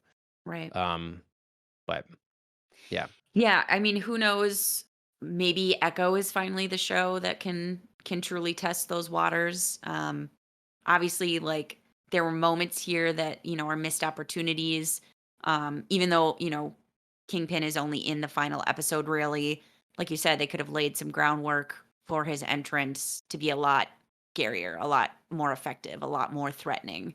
yep, Um, but they just didn't. They just didn't do it here.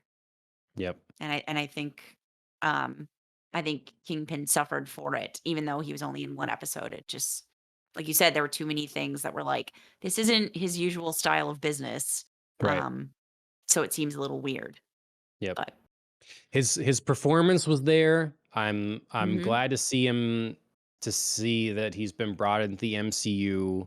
mhm, But I do hope that we can expect more going mhm. forward. And yeah, I I and agree. I wonder like I'm guessing they'll just never address it. The what has happened in the Netflix things. Just assume that like whatever you want to think, because it really does change if you come at this fresh, like this is the first time, and anything that's happened in the Netflix ones is irrelevant or didn't happen, Mhm. versus if you have seen all that and then you see this. So that's like Right. like Chris's perspective would be interesting because that changes it. Yeah, yeah, I'll for sure get it from him.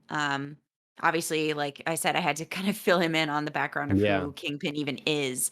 So, it'll be interesting to see with his like limited knowledge, like what he thinks of this character just kind of coming and going in this episode, and Yep. how effectively he's used. Yep. Do we like the wrap up with Yelena and Clint and their confrontation and how that all went down? And I do. I like the essence of it. I thought it was maybe like a little quick. Again, they had only so much. They gave themselves, I guess, only so much time to like kind of wrap up that storyline. But I am glad that it is seemingly wrapped up. Um, you know, I never really. I thought it was like a good move to point Yelena at Clint and have them be on screen together. But I never really liked the motive behind it anyway. So I'm glad that's over. They also seem like they kind of have a relationship that could grow out of this. Not exactly like mentor mentee, but like some kind of like mutual friendship and bonding. And Clint could have an opportunity maybe to tell Yelena a bit more about his time with Natasha, hmm which I think would be really important and cool for just like the characters to go through together. hmm do Because you such a think big that part of Yelena is, caring about her sister and her family. So she right? and her feeling cheated out of time that she could get to spend with her. So I think that could be big for her. Do you think that she wanted to believe Hawkeye and this kind of like just like it was just she was doing this job and attacking out of like pain and stuff, and it really that comes through then when you're saying you had so much time with her and stuff, Yeah. or was she genuinely convinced? Like, okay, I don't know, like what was the flip? Because to me, it's she's so dead set without Yep. I don't know what the evidence Without a is. You're lot. being Yeah. hired by a person is telling you, and then you find out that yeah, okay, he's the Ronin, so he has killed his guy. He's a Right. killer. So bad guy. But Yeah. what switches? I think she maybe didn't necessarily want to believe that like Clint had killed Natasha. Because I mean she does know a little bit about him and know a little bit about their friendship. So I think it would be a stretch for her to like believe he set out to kill her. Hmm. Um but I also think that, not willing to be accepting of something is a powerful motivator. She didn't want to believe that her sister had sacrificed herself either Hmm. because again that's like it's a little mini hurt and a little mini Yeah. betrayal. Like you could have had more time with me. You chose to sacrifice yourself. Why didn't you choose me and choose to stay alive? Yep. So I think there's a part of her that really just doesn't want to accept either. Um so it's really hard for her. She's got like two conflicting ideas. It's a lot easier if she just goes with the simple one where, Clint is responsible for her sister's death. It's going to make me feel better to kill him. Great. Yep. Point me Right. at him. Yep. Um, yeah, like I said, it was a little bit, I think, of a quick wrap up. I could have used more, but they had limited time to do it. And I think it worked well enough, carried mostly by Florence Pugh and Jeremy Renner's performances. Yep. Hmm. Yeah, this episode, this last one was kind of really a roller coaster for me of like, it's too much humor to like that's powerful and effective. Like Mhm. Clint being in the tree and then she has to like cut the rope and then like, The it's like owl. I mean, when you couldn't What just the slide down the fuck? tree like slowly versus like the I whole know. thing coming, that seems I a know. little I mean, it was not better. cool, I won't lie, it was a cool Yeah. moment to, like, see the Hmm. Rockefeller tree come down, but Yep. yes, I was thinking the same thing, like, he's Hawkeye, like, he jumps out of buildings, rappels down stuff, and he can't Right. get himself out of this tree. I mean, I know it's big, but still. Yeah. Yep. Yeah. Right. Um, let's see. What haven't we talked about that we really should? Anything? Um, yeah, I don't think so. I think we've done a good, cover of these last couple of episodes. Um, Yeah. I mean, there's a lot going on here. Like I said, we get some really great wrap ups for some characters, and we get some, hints at a future for others. Like Echo wraps up her storyline, Yelena wraps up hers. We do know, of course, that Echo is going to be going forward. Perhaps Yelena will too. Um, Kate gets a wrap on her and her mom's relationship enough that she could move forward as, you know, kind of in her, potential hero career. Hawkeye, might be getting a final wrap in this. I don't know. Okay. Yeah. So yeah, there's a, Yeah. there's a lot that gets kind of cleaned up and prepares a path for some people to go forward. Some maybe not. Yeah. It's going to be really interesting how this shapes up because we really have no idea what the Avengers looks like, really, Mhm. right? I mean, Yeah. who is going to be on the team? Who Yeah. is going to be involved? Like, we're building that yet. And it seems, I don't know, we're in a Yeah, space we haven't been in a while where, Clint is the last of like the original crew, mhm, to get his kind of solo project. So does this mean like we're officially done with the entire phase 1 of the MCU, or, is Jeremy Renner going to be popping up and stuff? I don't know. I mean, you're right, because you see the adults on the Avengers just being like the new Captain America and Hawkeye and Ant-Man, and Mhm. they should have Wasp in there. If they don't, they Mhm. should. Yep. Um, Doctor Strange, um, Scarlet Witch, as long as she stays a good guy, Mhm. Yep. you know. So like that's a pretty decent crew, and then obviously you could start bringing in people like Yelena and uh Kate what's or yeah, well, see, I still think they're gonna do the young thing. I still think they're gonna do Young okay. Avengers Well, with they her. gotta hurry it up then, because like all actors, she's got a shelf life too for being a young Avenger. Yeah. I mean, This is I'm West not saying Coast she's old. Avengers. I'm not saying, Yeah. whatever, No, but right. obviously you wanna make it somewhat believable. Tom Yeah. Holland's not getting any younger. See, but then in that I think it's a mistake. I think if you want to do young something or whatever, that should be animated or whatever, because And it that's was always fine. kind of the issue with like Teen Titans. It's like, really, are these like 14, Mhm. 16, 17 year they're the ones that are gonna save the world here? I mean, Right. cartoon form, fine, but Right. Yeah, you no, know, I'm all for if they wanna do that animated. I'm saying if they're gonna do a live yeah, action, right. they've got a time limit on that. Yep. Yep. No, absolutely. I don't know. I just don't know how it's going to shape up. They're going to recast Black Mhm. Panther, and so he's there, and Yeah, spoiler alert for that. It's gonna be his sister. oh, is it? Yeah. Yeah, they confirmed that Shuri is gonna be the new Black Panther. Huh. Interesting. I think it's the right move, in terms of, like, I would hate a Just a new recasting. actor. Yeah, I would hate it. It would just not I don't think it would work. Hmm. I already have trouble with, like, recasts and, like, getting a new actor in the Hmm. same role, and I think a lot of people would have trouble with this one. Not only for, like, Chadwick Boseman's performance, but I think it would feel a little disrespectful. Do you think they're going to show like I mean, she's got to earn that title then. You think they're going to show all that and stuff, or?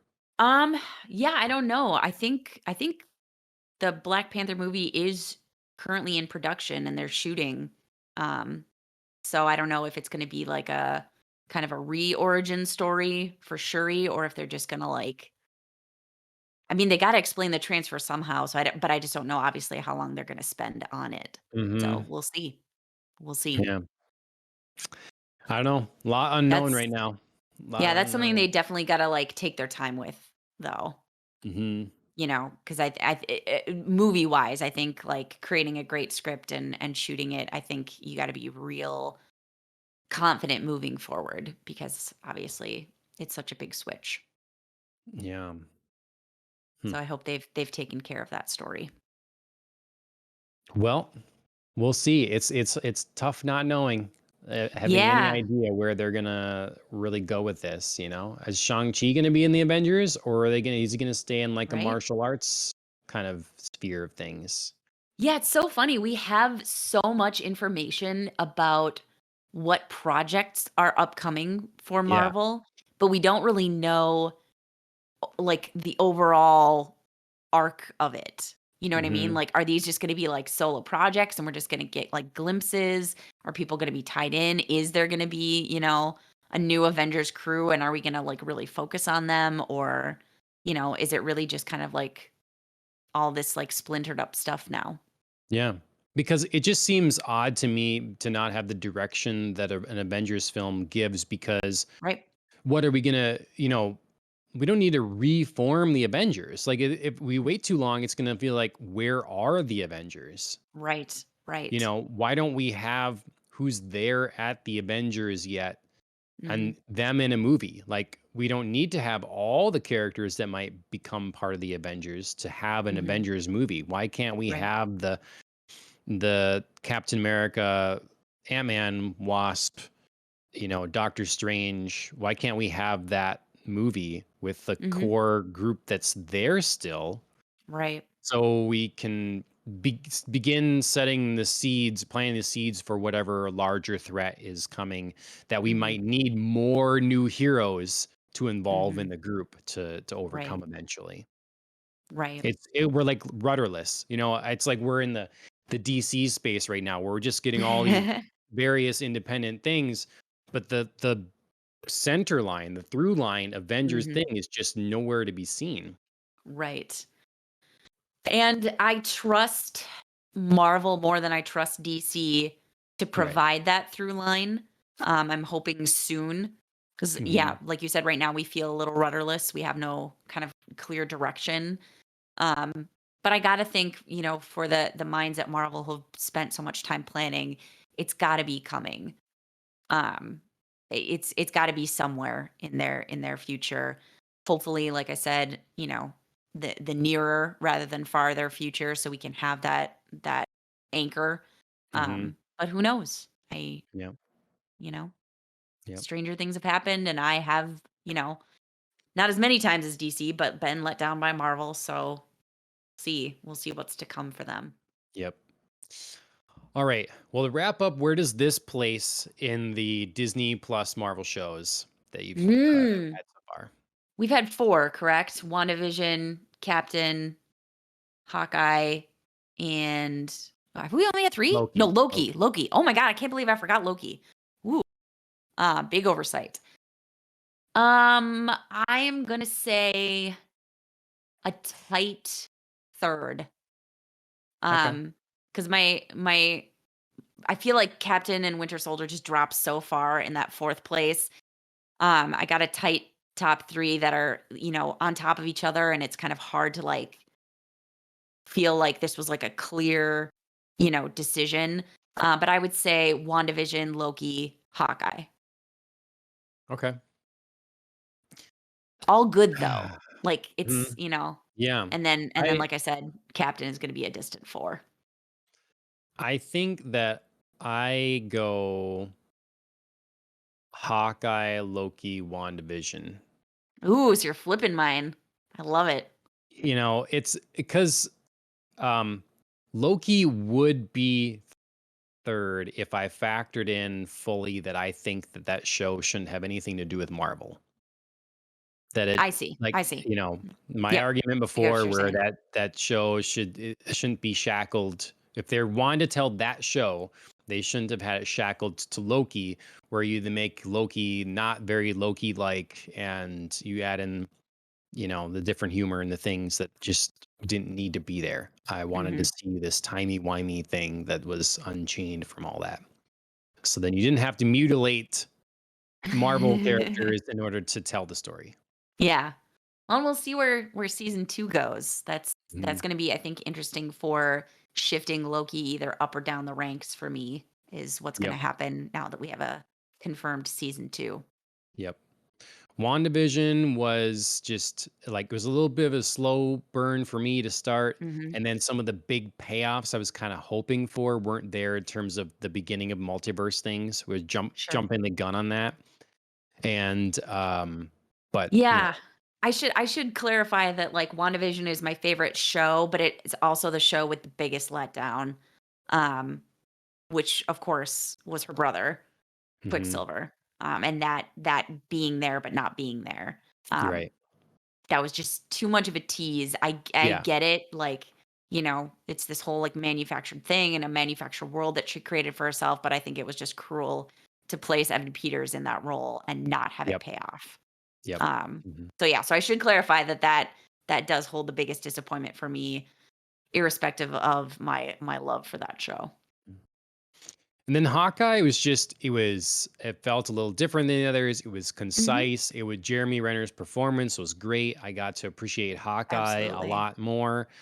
I thought generally the relationship between he and Kate was good. We got to bring in Kingpin and Echo, so favorites of mine. I like that it was a holiday themed show and really came Mhm. out now and was appropriate for that.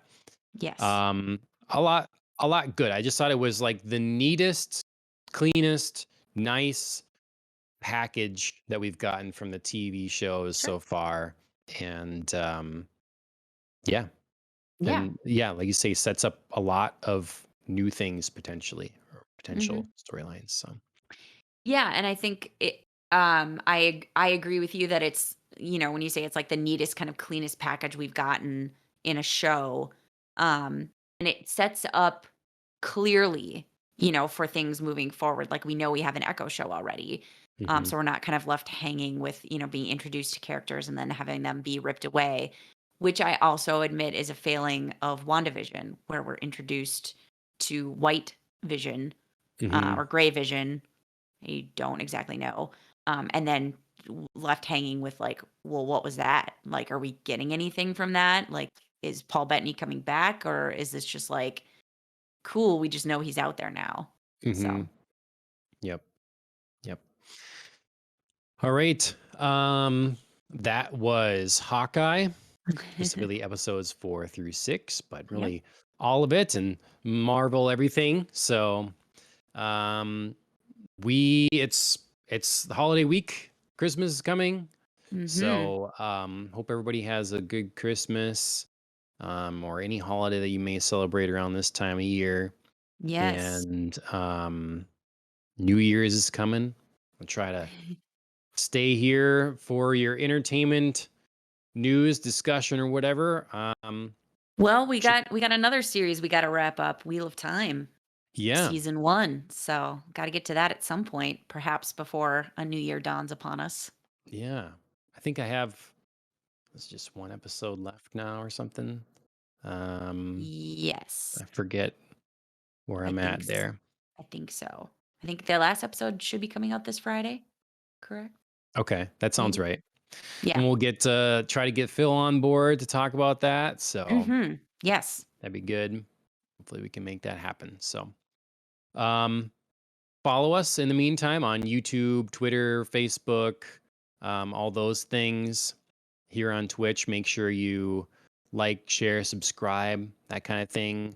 We're doing video format on Spotify as well if you choose to get your podcasts through them. Mhm. Otherwise, whatever your podcast directory of choice is, please leave a review. Let others know what you think, that kind of thing.